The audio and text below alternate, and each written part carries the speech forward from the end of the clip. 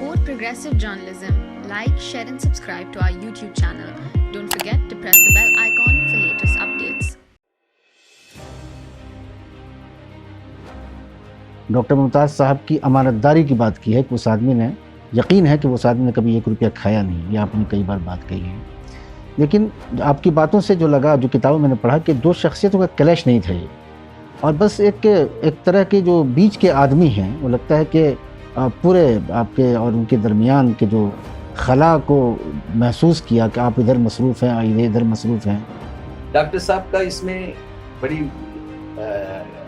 ایمانداری سے کہتا ہوں کہ اس میں کیمپس کے ڈیولپمنٹ میں ان کا زیرو رول تھا، پھر بھی ہم ان سے مشورہ بھی کرتے تو بعد میں کہیں درار آئی۔ ڈاکٹر صاحب جب ہم ذرا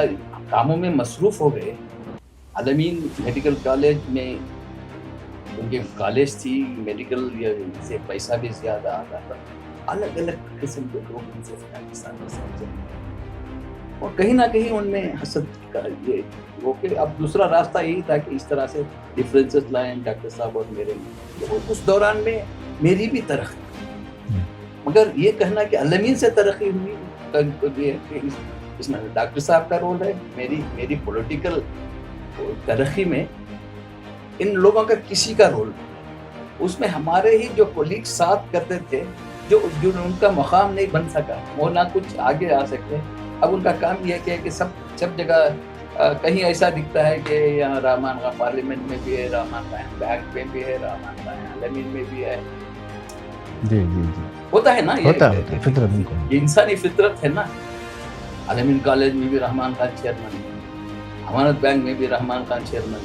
اور امانت بینک کا کرتا ہوتا رحمان خان۔ سوال یہ ہے کہ آخر آنے والی نسلوں کو آپ اس الامین تحریک کی جو تلخ اور شیریں یادیں ہیں، اس سے کیا پیغام دینا چاہتے ہیں؟ نہیں، میں آنے والی نسلوں کی کتاب اسی لیے، کیونکہ اگر کتاب نہیں لکھا تو یہ سب جو حالات گزرے ہیں صحیح ہے غلط ہے، یہ آنے والی نسلیں اس کے اوپر